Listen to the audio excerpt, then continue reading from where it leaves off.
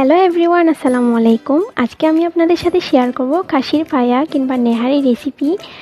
ক্যালসিয়ামের ঘাটতি পূরণ করতে খাসির পায়া অনেক উপকারী, আর সকালবেলা রুটি কিংবা পরোটার সাথে নেহারি খেতে অনেক মজা। আশা করি আমার রেসিপিটা আপনাদের ভালো লাগবে। তো ভালো লাগলে অবশ্যই লাইক দিবেন, কমেন্টের মাধ্যমে জানাবেন কেমন লেগেছে।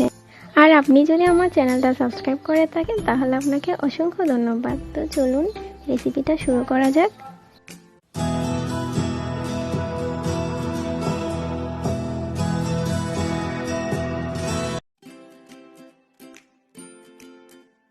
নিহারি রান্না করার জন্য আমি খাসির পায়াগুলো ভালোভাবে পরিষ্কার করে ধুয়ে নিয়েছি, গরম পানি দিয়ে ধুয়েছি লাস্ট পর্যায়ে, যেন যদি গন্ধ থাকে সেটা চলে যায়। আর এখানে 1 কাপ পরিমাণ পেঁয়াজ বাটা দিয়ে দিছি, দিয়ে দিব 1 টেবিল চামচ রসুন বাটা আর 1 টেবিল চামচ আদা বাটা।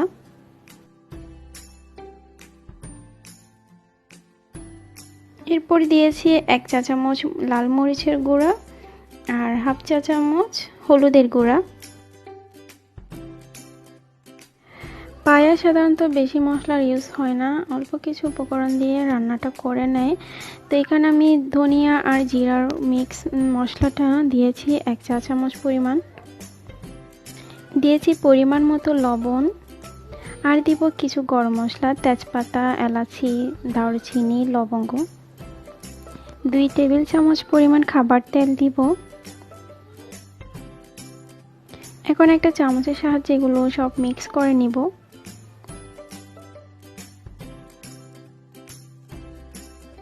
অল্প একটু পানি দিয়ে আমি পায়াগুলো কিছুক্ষণ 15 মিনিটের মতো কষিয়ে নিব। এরপরে এখানে আমি আবার গরম পানি দিয়েছি, গরম পানি দিয়ে আবার কিছুক্ষণ রান্না করব। এগুলো আমি 1 ঘন্টার মতো সিদ্ধ করেছি, পানি দিয়ে গরম পানি দিয়ে সিদ্ধ করেছি কিছুক্ষণ পর। অনেকক্ষণ ধরে সিদ্ধ করতে হয় যেন একেবারে সিদ্ধ হয়ে যায়, লাস্ট পর্যায়ে এভাবে শুকিয়ে আসছে। তো আমি এগুলো একটু টক করে রান্না করব। আমি এখানে কিছু বেলুম্বু নিয়েছি, আর আপনারা চাইলে তেঁতুলের রস নিতে পারেন। তো আমি বেলুম্বুগুলো একটু ব্লেন্ড করে নিয়েছি, আর নিয়েছি 2 টেবিল চামচ চালের গুঁড়োকে আমি একটু পানি দিয়ে মিক্স করে রেখেছি। তো এখানে আমি বেলুম্বুগুলো দিয়ে দিচ্ছি, বেলুম্বের মিক্স ওইটা। আর একটু টক করে রান্না করলে পায়াগুলো খেতে অনেক ভালো লাগে। কিছু কাঁচামরিচ আর দিয়ে দিচ্ছি চালের গুঁড়ার মিক্স ওইটা। চালের গুঁড়া এভাবে দিলে কি হয়, পায়াগুলো একটু ঘন হয় আর খেতেও অনেক ভালো লাগে। এরপর আরও কিছুক্ষণ এটা আমি রান্না করব। এখানে আমি কিছু মশলা দিয়েছি, এটা হচ্ছে একটা মাংসের মশলা, এটা দিলে অনেক ভালো লাগে।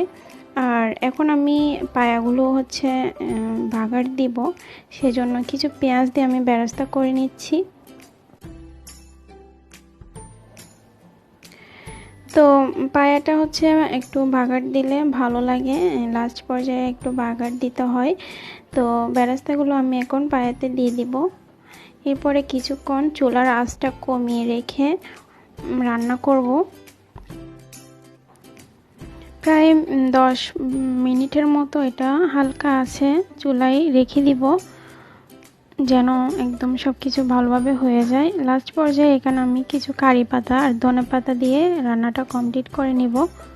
আমি খুব সহজভাবে রান্নাটা করার চেষ্টা করেছি, আশা করি আপনারাও এভাবে একবার রান্না করে দেখবেন কেমন লাগে। তো ভালো লাগলে আমাকে কমেন্টের মাধ্যমে জানাবেন আপনাদের কেমন লেগেছে। আর যারা এখনও পর্যন্ত আমার চ্যানেলটা সাবস্ক্রাইব করে নাই, প্লিজ সাবস্ক্রাইব করে পাশে থাকা বেল আইকনটি ক্লিক করে দিবেন, যেন আমি নতুন কোনো ভিডিও আপলোড করলে আপনাদের কাছে নোটিফিকেশনটা চলে যায়, আর আপনারা আমার ভিডিওটি সবার আগে দেখে নিতে পারেন।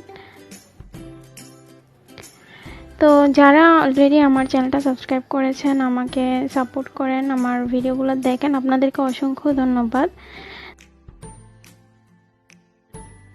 তো সবাই ভালো থাকবেন, সতর্ক থাকবেন, সুস্থ থাকবেন, আর সবাই সবার জন্য দোয়া করবেন। আমিও সবার জন্য দোয়া করি, আল্লাহ যেন আমাদেরকে খুব তাড়াতাড়ি এই ভয়াবহ পরিস্থিতি থেকে রক্ষা করেন। তো আজকের মতো আমি এখানেই বিদায় নিলাম। আল্লাহ হাফেজ।